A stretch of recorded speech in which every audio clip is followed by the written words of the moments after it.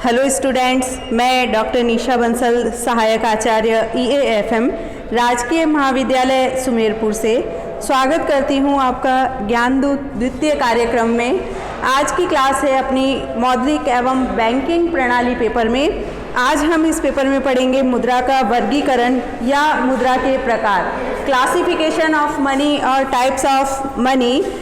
इस बारे में हम बात करते हैं। पिछले वीडियो में हम बात कर चुके हैं मुद्रा क्या होती है, मुद्रा का प्रादुर्भाव कहाँ से हुआ, मुद्रा कौन कौन से कार्य करती है, फंक्शंस ऑफ मनी के बारे में हम पढ़ चुके हैं। इसी तरह इसी को आगे इसी में कंटिन्यू करते हुए आज के टॉपिक के बारे में हम बात करते हैं। मुद्रा को किन किन आधारों पर विभक्त किया गया है, किस किस प्रकार की मुद्रा इतिहास में चलन में रही है और किस किस प्रकार की मुद्रा वर्तमान में चलन है, किन किन देशों में कौन कौन सी प्रकार की मुद्रा चलन में है। तो आइए बात करते हैं मुद्रा का वर्गीकरण अथवा मुद्रा के प्रकार।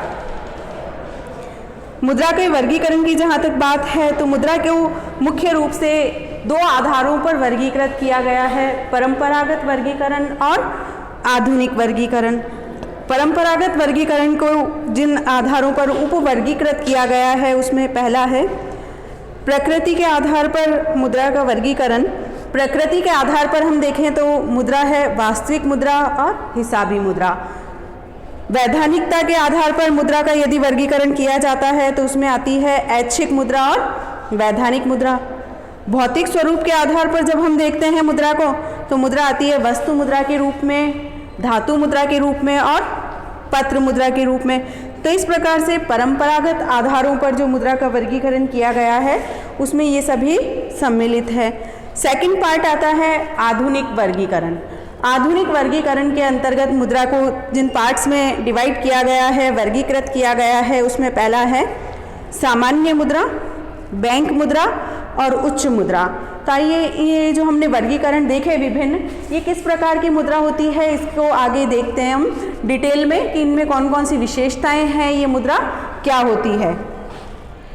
सबसे पहले हम परंपरागत वर्गीकरण के अंतर्गत बात करते हैं प्रकृति के आधार पर मुद्रा कौन कौन सी होती है। तो प्रकृति के आधार पर मुद्रा को दो पार्ट में विभक्त हमने किया था, वास्तविक मुद्रा और हिसाबी मुद्रा के रूप में। पहले हम वास्तविक मुद्रा देखते हैं। वास्तविक मुद्रा क्या होती है, रियल मनी क्या होती है। तो देखिए, दैनिक जीवन में जो मुद्रा लेन देन में प्रयुक्त होती है उसे वास्तविक मुद्रा कहा जाता है। यह मुद्रा विनिमय का माध्यम तथा संचय का आधार होती है। सामान्यतः सरकार द्वारा जारी की गई मुद्रा ही वास्तविक मुद्रा कहलाती है। तो इस प्रकार से ऐसी सभी मुद्रा जो दैनिक लेन देन में सामान्य रूप से हम प्रयोग करते हैं वो सभी क्या कहलाती है, वास्तविक मुद्रा की श्रेणी में रखी जाती है। और यही मुद्रा वास्तविक रूप से विनिमय का माध्यम भी होती है और संचय का कार्य भी करती है। तो इस प्रकार से सरकार द्वारा जारी की गई वैधानिक मुद्रा कहलाती है, वास्तविक मुद्रा ये कही जाती है। नेक्स्ट देखते हैं हम हिसाबी मुद्रा, अकाउंटिंग मनी। यह लेखे की मुद्रा है जो हिसाब किताब में प्रयुक्त होती है। व्यवहार में सामान्य परिस्थितियों में वास्तविक मुद्रा ही लेखे की मुद्रा होती है, परंतु कभी कभी संकट अवस्था में इन दोनों मुद्राओं में भिन्नता उत्पन्न हो जाती है। पहले यहाँ हम बात करते हैं हिसाबी मुद्रा क्या होती है। देखिए, इसे अकाउंटिंग मनी बोलते हैं जो वास्तव में लेखे के अंतर्गत कार्य आती है, यानी कि जिसके आधार पर अकाउंट्स रखे जाते हैं।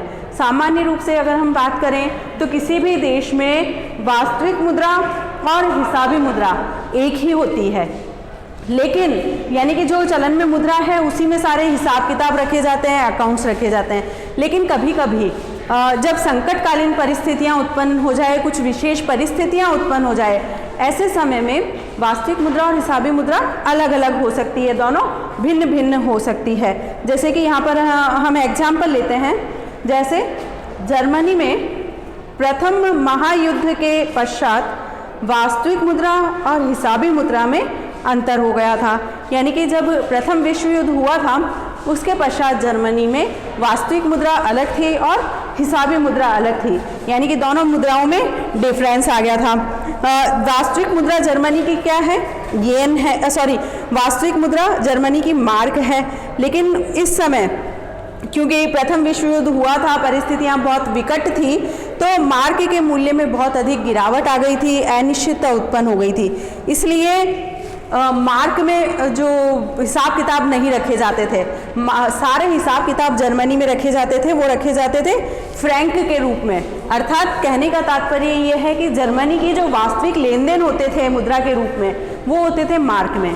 लेकिन जो हिसाब किताब रखे जाते थे, चूंकि मार्क का मूल्य अनिश्चित हो चुका था, बहुत ज़्यादा उसके ऊपर संकट उपस्थित हो चुका था, इसीलिए फ्रांस की मुद्रा फ्रैंक, फ्रांस की मुद्रा कौन सी है? फ्रैंक। तो फ्रैंक को उस समय उन्होंने हिसाब किताब के अकाउंट्स के रूप में काम में लिया। तो यहाँ पर कुछ संकटकालीन परिस्थितियाँ थी, विशेष परिस्थितियाँ थी, इसलिए हिसाबी मुद्रा और वास्तविक मुद्रा अलग अलग हो गई। और ऐसा ही एक एग्जाम्पल हमें और देखने को मिलता है। देखिए 1933 में, 1933 में अमेरिका में हिसाबी मुद्रा स्वर्ण डॉलर थी, जबकि वास्तविक मुद्रा तांबे के सिक्के थे।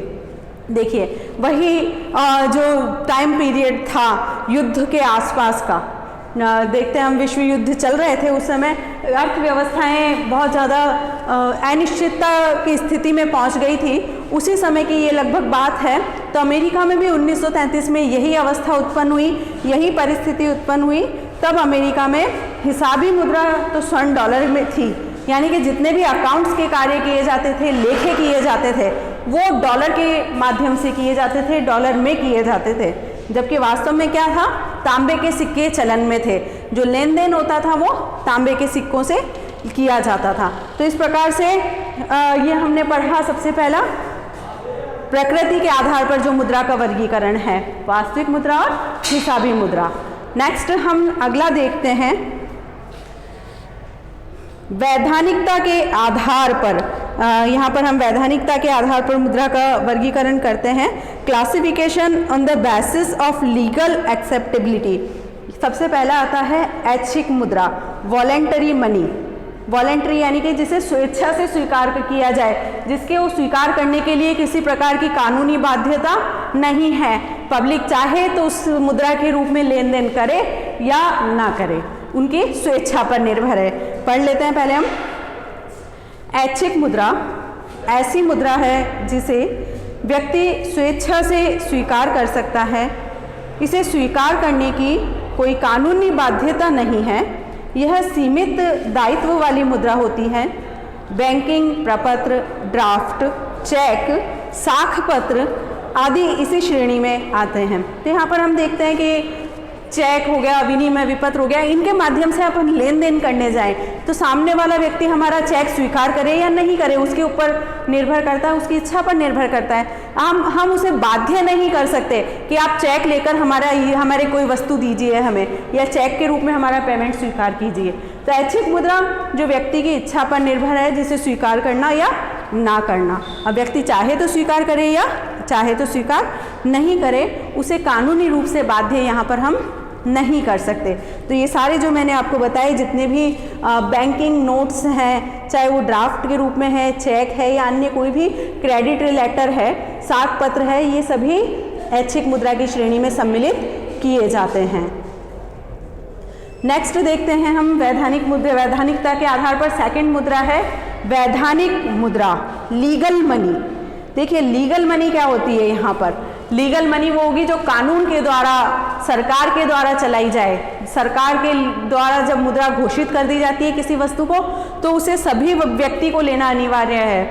हर व्यक्ति उसमें लेन देन कर सकता है और करना अनिवार्य है। उसमें कोई भी व्यक्ति उसको लेने से मना नहीं कर सकता, उसको स्वीकार करने से मना नहीं कर सकता। तो यहाँ पर हम देखते हैं थ्योरेटिकल रूप में पहले, वैधानिक मुद्रा जब देश की सरकार मौद्रिक कानून बनाकर मुद्रा निर्गमित करती है तो वह वैधानिक मुद्रा कहलाती है। यहाँ पर मुद्रा का निर्गमन सरकार के द्वारा किया जाता है, मुद्रा के रूप में कानून पारित किया जाता है और उसी कानून के आधार पर मुद्रा का निर्गमन किया जाता है। आगे देखिए, यह मुद्रा देश की आंतरिक सीमा के अंदर मुद्रा के रूप में सामान्य रूप से स्वीकृत होती है तथा सभी सौदों के लेन देन में वैधानिक रूप से प्रयोग की जाती है। देखिए, देश की सीमाओं के अंदर वैधानिक रूप से यही मुद्रा प्रयोग की जाएगी। कोई भी व्यक्ति देश की सीमाओं में इसे लेने से मना नहीं कर सकता। आगे देखते हैं हम, किसी भी वैध मुद्रा को खराब करना अथवा अस्वीकार करना दंडनीय अपराध है। यहाँ पर ध्यान दीजिए, जो लीगल करेंसी है उसे, वैधानिक मुद्रा जो है उसे हम किसी भी प्रकार से क्षति नहीं पहुंचा सकते, खराब नहीं कर सकते। देखिए, जो चेक है या अन्य विपत्र है, यदि वो फट जाए, खो जाए, उनके ऊपर कोई भी किसी भी प्रकार का लीगल दायित्व नहीं बनता। यदि चेक को हमने फाड़ दिया है तो बैंक हमारे ऊपर किसी भी प्रकार से कानूनी कार्यवाही नहीं कर सकता। लेकिन जो हमारी भारतीय करेंसी है, भारतीय नोट है, यदि वो किसी प्रकार से हम डैमेज करते हैं, जानबूझ के फाड़ते हैं, उस पर कुछ लिखते हैं या उनको जलाते हैं, तो ये वैधानिक अपराध है, कानूनी अपराध है और उसके लिए सजा का प्रावधान है। कारण, क्योंकि सरकार ने इनको मुद्रा घोषित किया है और जब सरकार कानून बनाकर किसी चीज़ को मुद्रा के रूप में घोषित करती है तो उसके ऊपर कोई भी उसे हानि पहुंचाना कानूनी रूप से अपराध की श्रेणी में सम्मिलित किया जाता है। इनमें भी आप देखिए, वैधानिक मुद्रा भी आगे जो डिवाइड किया है, सीमित वैधानिक मुद्रा और असीमित वैधानिक मुद्रा में। तो पहले सीमित वैधानिक मुद्रा देखते हैं हम। सीमित वैधानिक मुद्रा सरकार द्वारा लेन देन की सुविधा के लिए छोटे सिक्के जारी किए जाते हैं, जिन्हें सीमित वैधानिक मुद्रा कहा जाता है। देखिए, मुद्रा को यहाँ पर, वैधानिक मुद्रा को भी 2 पार्ट्स में डिवाइड किया गया है, सीमित वैधानिक मुद्रा और असीमित वैधानिक मुद्रा। पहले असीमित पार्ट को भी पढ़ देती हूँ, फिर दोनों का डिफरेंस बताती हूँ मैं। असीमित वैधानिक मुद्रा की जहाँ तक बात है, इसमें देखिए आप, असीमित वैधानिक मुद्रा बड़ी धनराशि के नोट, जैसे भारत में 2 रुपये से लेकर 2000 रुपये तक के नोट असीमित वैधानिक मुद्रा कहलाते हैं, जिन्हें किसी भी सीमा तक स्वीकार करने की बाध्यता होती है। तो यहाँ पर जो सीमित वैधानिक मुद्रा है, उसके अंतर्गत लेन देन करने के लिए, स्वीकार करने के लिए एक सीमित मात्रा में ही व्यक्ति को बाध्य किया जा सकता है। एक व्यक्ति सीमित मात्रा में ही उसमें लेन देन करने के लिए बाध्य है, उसे स्वीकार करने के लिए बाध्य है। जैसे कि भारत में जो छोटे सिक्के प्रचलन में थे, 5 पैसे, 10 पैसे, 20 पैसे, 25 पैसे या 50 पैसे, इनके अंतर्गत कोई भी व्यक्ति 25 रुपये तक का भुगतान स्वीकार करने के लिए ही बाध्य था। अर्थात हम केवल 25 रुपये का भुगतान इनके माध्यम से कर सकते हैं। इससे ज़्यादा का भुगतान व्यक्ति स्वीकार करे, ये उसकी इच्छा पर निर्भर है, उसे हम बाध्य, कानूनी रूप से बाध्य नहीं कर सकते। लेकिन जितने भी हमारे देश में नोट हैं, 2 रुपये से लेके 2000 रुपये तक के जितने भी करेंसी नोट चलन में हैं, उनमें भुगतान स्वीकार करने के लिए व्यक्ति कानूनी रूप से बाध्य है, वो इनमें भुगतान स्वीकार करने के लिए मना नहीं कर सकता। जो भी भारतीय नागरिक है, भारत देश की सीमाओं के भीतर, उसे इस करेंसी में भुगतान स्वीकार करना पड़ेगा, वो मना नहीं कर सकता। तो ये है वैधानिक मुद्रा। नेक्स्ट देखते हैं हम, भौतिक स्वरूप के आधार पर जो मुद्रा का अगला डिवाइडेशन है, अगला विभक्तिकरण है, वो किया गया है भौतिक स्वरूप के आधार पर। Classification on the basis of material form. Material form के रूप में 3 पार्ट्स में डिवाइड करते हैं हम, वस्तु मुद्रा, धातु मुद्रा और पत्र मुद्रा के रूप में। तो आइए देखते हैं वस्तु मुद्रा क्या होती है। देखिए, वस्तु मुद्रा के बारे में मैं आपको पहले बता चुकी हूँ। वस्तु मुद्रा क्या थी? जब मानव सभ्यता का विकास प्रारंभिक अवस्था में था, उस समय व्यक्ति, मनुष्य द्वारा वस्तुओं का लेन देन किया जाता था, वस्तुओं का आदान प्रदान आपस में किया जाता था मुद्रा के रूप में, यानी कि एक वस्तु लेकर दूसरी वस्तु का विनिमय करना, जिसे बोलते हैं बार्टर सिस्टम, वस्तु विनिमय प्रणाली। तो यहाँ पर देखिए, वस्तु मुद्रा का आविष्कार वस्तु के रूप में ही हुआ है। वस्तु विनिमय की कठिनाइयों को दूर करने हेतु सामान्य स्वीकृत कोई भी वस्तु मुद्रा कहलाने लगी। इसी प्रकार वस्तु मुद्रा के अंतर्गत दैनिक जीवन में प्रयुक्त कोई भी वस्तु जो मुद्रा का कार्य संपन्न करती हो, वह वस्तु मुद्रा कहलाती है।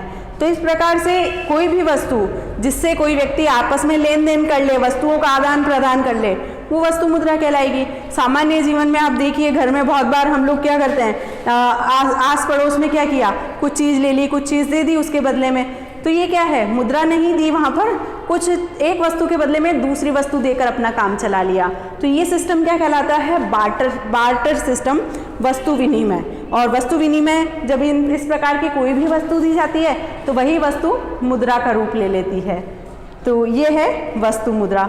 नेक्स्ट देखते हैं हम, इसका प्रकार है धातु मुद्रा, मेटल मनी। मेटेलिक मनी क्या होती है, जो किसी न किसी धातु की बनी हो।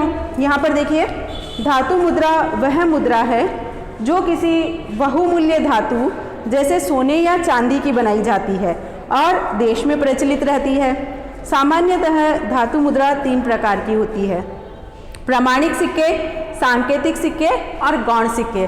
धातु मुद्रा की जहाँ बात करें हम तो देखिए धातु मुद्रा सामान्य रूप से सोने या चांदी की बनी हुई मुद्रा होती है, सोने और चांदी के सिक्कों के रूप में होती है। देखिए पुराने ज़माने में हम बात करते हैं, आप देखिए बहुत बार हम पेपर में पढ़ते हैं या कोई न्यूज़ आती है कि कहीं पर खुदाई में इतने चांदी की स्वर्ण मुद्राएं मिली, इस रजत की मुद्राएं मिली, इतनी स्वर्ण की मुद्राएं मिली। ये सब क्या है, मेटेलिक मनी का प्रारूप है। वो यहाँ पर बात करती हूँ मैं, जो चांदी और सोना मिला वो धातु मुद्रा का प्रतिनिधित्व कर रहा है। तो धातु मुद्रा को भी आगे किसके आधार पर विभक्त किया गया है, मैंने आपको बताया, प्रमाणिक सिक्के, सांकेतिक सिक्के और गौण सिक्कों के रूप में। अब यहाँ पर प्रमाणिक सिक्के क्या होते हैं, सांकेतिक सिक्के क्या हैं या गौण सिक्के क्या हैं, उन्हें हम आगे देखते हैं क्या होते हैं डिटेल में। देखिए पहला है प्रमाणिक सिक्के, स्टैंडर्ड कॉइन्स। स्टैंडर्ड कॉइन्स क्या होता है, ये जो इस प्रमाणिक सिक्का है यह देश का प्रमुख सिक्का होता है, सामान्य रूप से सोने और चांदी का होता है और कानून के अनुसार एक निश्चित वजन का होता है, निश्चित इसमें शुद्धता होती है, प्योरिटी होती है जो सरकार ने फिक्स कर रखी है। साथ ही इन सिक्कों का जो अंकित मूल्य है वो धातु मूल्य के बराबर होता है, यानी कि जितने की धातु है उतने का ही वो सिक्का है, दोनों का मूल्य बराबर है, दोनों में कोई डिफरेंस नहीं होगा। तो अंकित मूल्य और धात्विक मूल्य दोनों बराबर होता है।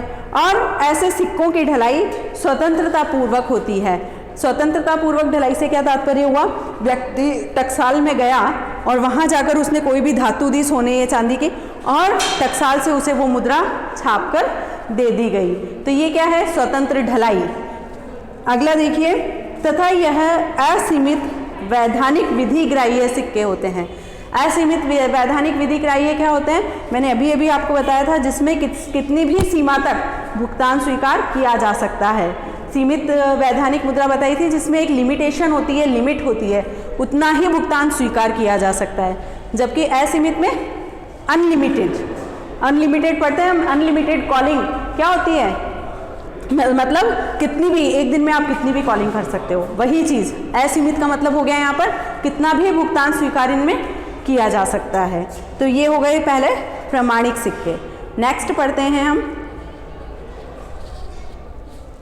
सांकेतिक सिक्के, टोकन कॉइन्स इनको हम बोलते हैं। ये सिक्के सामान्य रूप से जो छोटे छोटे सौदे हैं उनके भुगतान के लिए प्रचलित किए जाते हैं और बहुत ही घटिया धातु जैसे तांबे या निकिल के बनाए जाते हैं। इनकी ढलाई सरकार द्वारा की जाती है। इन सिक्कों पर अंकित मूल्य उनके धात्विक मूल्य से कहीं अधिक होता है और यह सिक्के सीमित विधि ग्राह्य मुद्रा होते हैं, अर्थात इनके द्वारा भुगतान स्वीकार करने की एक सीमा सरकार द्वारा निश्चित कर दी जाती है। उस सीमा तक ही सिक्कों के माध्यम से व्यक्ति भुगतान लेने के लिए कानूनन बाध्य होता है। तो यहाँ पर देखिए, जब छोटे छोटे भुगतान करने हो, उन भुगतान को करने के लिए सरकार द्वारा कम मूल्य की धातु के रूप में जो सिक्के बनाए जाते हैं वो सांकेतिक सिक्के कहलाते हैं। और सांकेतिक सिक्कों की सबसे बड़ी बात है कि इनकी ढलाई स्वतंत्र नहीं होती, इनकी ढलाई सरकार के द्वारा ही की जाती है। साथ ही इनका जो मूल्य है, अंकित मूल्य और धात्विक मूल्य में डिफरेंस होता है। अंकित मूल्य धातु मूल्य से बहुत अधिक ज़्यादा होता है। चूँकि सरकार के द्वारा जारी है तो उसी आधार पर, उसी विश्वास पर ये चलन में रहती है। सरकारी विश्वास इसमें सबसे बड़ी बात होती है। इसका एग्जाम्पल, और सीमित विधि ग्राह्यता इसका एक सबसे बड़ा गुण है। सीमित मात्रा में ही कोई व्यक्ति इनमें भुगतान स्वीकार करने के लिए बाध्य है, असीमित भुगतान स्वीकार करने के लिए बाध्य नहीं होता। इसका एक बहुत अच्छा सा एग्जाम्पल है, हमारी जो इंडियन करेंसी है, भारतीय मुद्रा है, उसमें देखिए आप जो छोटे सिक्के चलन में थे, अभी तो बंद कर दिए गए हैं 25 पैसे 50 पैसे तक के सिक्के, लेकिन जो छोटे सिक्के प्रचलन में थे 5 पैसे 10 पैसे 20 पैसे 25 पैसे और 50 पैसे तक के जो सिक्के थे, आपने देखा अभी भी वर्तमान में भी आप देखिए कि 1 रुपये 2 रुपये 5 रुपये और 10 रुपये के जो सिक्के हैं उनकी धातु थोड़ी हल्की क्वालिटी की धातु काम में ली जाती है और धातु का मूल्य उतना नहीं है जितना उनके ऊपर अंकित मूल्य है उनका। तो ये सिक्के सीमित विधिग्राही सांकेतिक सिक्का में सांकेतिक सिक्कों में सम्मिलित किए जाते हैं। तो जो छोटे सिक्के थे हमारे यहाँ पर चलन में 5 पैसे 10 पैसे 20 पैसे 25 पैसे और 50 पैसे तक के, उनमें केवल एक व्यक्ति 25 रुपये तक का भुगतान स्वीकार करने के लिए ही बाध्य था। कहने का तात्पर्य ये हुआ कि वो करेंसी कैसी थी, सीमित विधिग्राह्य थी। तो यहाँ पर ये सांकेतिक सिक्कों का मैंने आपको एग्जाम्पल बताया। नेक्स्ट हम देखते हैं गौण सिक्के। गौण सिक्के क्या होते हैं, सब्सिडरी जो कॉइन्स होते हैं, ये भी बहुत छोटे छोटे भुगतानों के लिए प्रचलित किए जाते हैं और साथ में इनका प्रकाशन, इनकी ढलाई भी किसके द्वारा की जाती है, सरकार के द्वारा इनका प्रचलन किया जाता है, इनकी ढलाई की जाती है और इनकी जो ढलाई है, जो टंकन है, वो स्वतंत्र नहीं होता, संपूर्ण रूप से सरकार का एकाधिकार होता है ढलाई पर। साथ ही ये सीमित विधिग्राह्य होते हैं और सांकेतिक सिक्कों का ही ये एक छोटा रूप होता है। तो ये कहलाती है गौण मुद्रा, जो सांकेतिक मुद्रा के ही पैरेलल चलती है, उसी के रूप में उसी को सहायता छोटे भुगतानों में ही मुख्य रूप से उपयोग में ली जाती है। नेक्स्ट देखते हैं, अगला प्रकार है पत्र मुद्रा, पेपर मनी।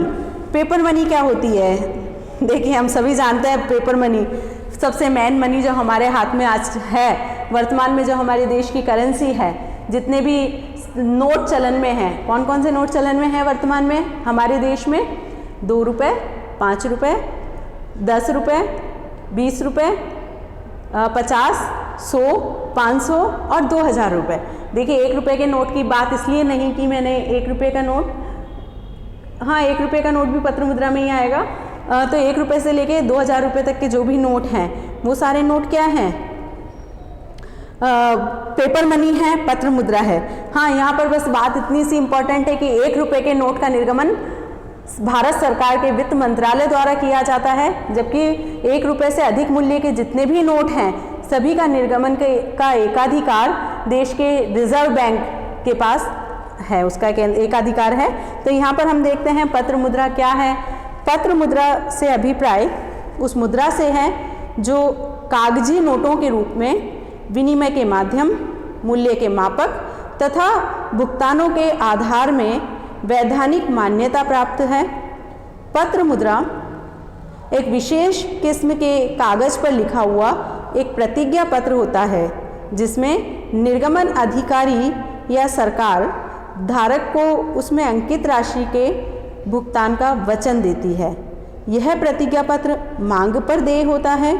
भारत में निर्गमित 1 रुपये के नोट के अतिरिक्त अन्य सभी नोट रिजर्व बैंक द्वारा निर्गमित किए जाते हैं। उनका निर्गमन विशेष विधान के अंतर्गत होता है तथा उन्हें बैंक नोट कहा जाता है। तो इस प्रकार से पत्र मुद्रा जो किसी विशेष किस्म के कागज पर छापी जाती है, विशेष किस्म के कागज पर निकाली जाती है, वो पत्र मुद्रा है। यह मुद्रा सरकारी विश्वास पर आधारित है, जिसमें आरबीआई के गवर्नर, आपने देखा होगा देश के नोटों पर आरबीआई के गवर्नर की एक प्रतिज्ञा की हुई होती है, मैं धारक को इतने रुपए अदा करने का वचन देता हूँ। तो ये एक प्रोमिसरी नोट प्रतिज्ञा पत्र के रूप में चलन में होती है, जिसमें धारक को उसमें अंकित रुपए भुगतान करने का वचन मुद्रा अधिकारी द्वारा प्रदान किया जाता है। तो ये कहलाती है पत्र मुद्रा। नेक्स्ट देखते हैं हम मुद्रा का आधुनिक वर्गीकरण। आधुनिक वर्गीकरण के अंतर्गत वर्तमान समय में जो मुद्रा वास्तविक रूप में चलन में है, तो मॉडर्न क्लासिफिकेशन ऑफ मनी कौन कौन सी हैं। सबसे पहले देखिए आप सामान्य मुद्रा, जनरल मनी। वह मुद्रा जो देश में सामान्य रूप से नोट और सिक्कों के रूप में दिखाई देती है। देश के केंद्रीय बैंक तथा सरकार द्वारा पत्र मुद्रा के रूप में सांकेतिक कोष रखकर जारी की जाती है। यह मुद्रा देश के सामान्य लेन देन और मूल्य मापन में प्रयुक्त होती है। तो एक देश में सामान्य रूप से जो मुद्रा चलन में होती है वो मुद्रा क्या कहलाती है? सामान्य मुद्रा। ये नोटों के रूप में भी हो सकती है और सिक्कों के रूप में भी हो सकती है, जिसे सामान्य मुद्रा कहा जाता है। नेक्स्ट हम क्लासिफिकेशन देखते हैं आधुनिक के अंतर्गत। बैंक मुद्रा, बैंक मनी। बैंक मनी क्या होती है? जो बैंकिंग संस्थाओं के द्वारा जारी की जाती है। आप देखिए वर्तमान समय में देश में बैंकिंग संस्थाओं का जो प्रचलन है वो बहुत अधिक मात्रा में बढ़ा है। अर्थव्यवस्था में एक महत्वपूर्ण योगदान बैंकिंग संस्थाएं प्रदान करती है। अर्थव्यवस्था का ढांचा बैंकिंग संस्थाओं पर टिक चुका है। करीब करीब आप देखिए हर क्षेत्र में बैंकिंग संस्थाएं बहुत महत्वपूर्ण भूमिका अदा करती है। तो यहाँ पर बैंकिंग मुद्रा में देखिए बैंकिंग संस्थाओं के प्रति बढ़ते जन विश्वास ने बैंकों द्वारा जारी प्रपत्रों को मुद्रा के रूप में प्रतिष्ठित किया है। बैंकों द्वारा जारी किए जाने वाले चेक, ड्राफ्ट, साख पत्र, यात्री cheque, credit card, debit card, money transfer आदि सुविधाएं धन के लेन देन के लिए उपलब्ध कराई जाती है, जो मुद्रा के रूप में सामान्य रूप से प्रयोग ली जाती है। यह सभी क्रियाएं मुद्रा का कार्य संपन्न करती है, अतः इन्हें बैंक मुद्रा की संज्ञा दी जाती है। अब अर्थात जितने भी हमारे चेक हैं, ड्राफ्ट है, विनिमय विपत्र हो गए या मनी ट्रांसफ़र से संबंधित जितनी भी चीज़ें हैं, साख पत्र हो गए, ये सब क्या है? बैंक मुद्रा में सम्मिलित की जाती है। वर्तमान में हम बात करें तो एक नई चीज़ हमने देखी है, फ़ोन पे हो गया, गूगल पे हो गया, ये सब क्या है? बैंक मनी के रूप में चलन में इनको हम मान सकते हैं। नेक्स्ट देखते हैं उच्च शक्ति मुद्रा, हाई पावर मनी। देखिए ये जो मुद्रा का प्रारूप है वर्तमान समय में, चूँकि बैंकिंग संस्थाएं अर्थव्यवस्था में बहुत अधिक मात्रा में सक्रिय रूप से सहयोग कर रही हैं, तो उनके द्वारा जो कार्य किए जाते हैं उससे गुणक के रूप में मुद्रा में वृद्धि होती है। बैंकिंग संस्थाओं का मुख्य कार्य है साख का सृजन करना, क्रिएशन ऑफ क्रेडिट। तो इसके अंतर्गत बैंक अपने पास बहुत कम मुद्रा रखकर भी बहुत अधिक मात्रा में लोन दे सकती है, बहुत अधिक मात्रा में उधार दे सकती है। तो इसके आधार पर जो मुद्रा सृजित होती है, नव मुद्रा सृजित होती है, वो उच्च शक्ति मुद्रा कहलाती है। तो यहाँ पर उच्च शक्ति मुद्रा से पढ़ लेते हैं हम क्या तात्पर्य है। उच्च शक्ति मुद्रा, उच्च स्तरीय मुद्रा से तात्पर्य बैंकों के पास आरक्षित मुद्रा से लगाया जाता है। बैंक द्वारा अपनी जमाओं का एक निश्चित प्रतिशत वैधानिक आवश्यकताओं की पूर्ति के लिए CRR का यहाँ पर तात्पर्य है कैश रिजर्व रेशो, नगद कोषानुपात, आगे बताती हूँ मैं क्या होता है, और SLR स्टेटरी लिक्विडिटी रेशो, वैधानिक तरलता अनुपात के रूप में आरक्षित रखा जाता है। यह आरक्षित कोष बैंकिंग क्रियाओं के कारण नवीन जमा राशि के निर्माण में गुणक प्रक्रिया के आधार पर कार्य करती है और यह मुद्रा कई गुना अधिक सौदों का निपटारा करती है, अतः इन्हें उच्च स्तरीय मुद्रा कहते हैं। यहाँ पर तात्पर्य समझिए। पहले मैं आपको CRR का मतलब बताती हूँ डिटेल में। CRR क्या होता है? हिंदी में इसे कहते हैं नगद कोषानुपात और इंग्लिश में इसको बोलते हैं कैश रिजर्व रेशो। CRR इसकी शॉर्ट फॉर्म है। क्या होता है? प्रत्येक बैंक को अपनी कुल जमाओं का एक निश्चित प्रतिशत भाग देश के केंद्रीय बैंक के पास जमा रखना होता है, जिसे क्या कहा जाता है? CRR। और SLR क्या हो गया? वैधानिक तरलता अनुपात, यानी कि प्रत्येक बैंक को अपनी कुल जमाओं का एक निश्चित प्रतिशत भाग अपने पास नगद के रूप में या सरकारी प्रतिभूतियों के रूप में या बिल्कुल तरलता किसी भी तरल पर के रूप में अपने पास रखना अनिवार्य है, जिसे वैधानिक तरलता अनुपात के नाम से जाना जाता है। तो ये जो कोष रिजर्व के रूप में रखे हुए हैं, इन कोषों के माध्यम से बैंकों द्वारा बहुत अधिक मात्रा में साख सृजित की जा सकती है, जिसे उच्च शक्ति मुद्रा के रूप में जाना जाता है। तो यहाँ पर ये मुद्रा का जो वर्गीकरण है हमारा यहीं पर समाप्त होता है। मुद्रा के प्रकार हमने यहाँ पर देखे। आशा करती हूँ आपको कुछ समझ में आए होंगे, और यदि आपको इनमें कोई कन्फ्यूज़न रहता है, किसी भी प्रकार का कुछ डाउट है या कुछ समझ में नहीं आया है, तो आप लिंक दिए गए वीडियो में नीचे जो कमेंट है उसमें आप मेरे से पूछ सकते हैं किसी भी प्रकार का। इसके अलावा भी आपके कोई क्वेश्चन है, कोई क्वेरी है, तो आप आसानी से कभी भी मुझसे लिंक के माध्यम से या डायरेक्ट आप कमेंट के माध्यम से पूछ सकते हैं। इसी के साथ आज का ये टॉपिक समाप्त करती हूँ। Thank you very much. आशा है आपको समझ में आया होगा, और ये आशा करती हूँ कि आप लोग कोविड की गाइडलाइन की पालना करेंगे, अपने आप को सुरक्षित रखेंगे और दूसरों को सुरक्षित रखने में पूर्ण सहयोग प्रदान करेंगे। Thank you very much.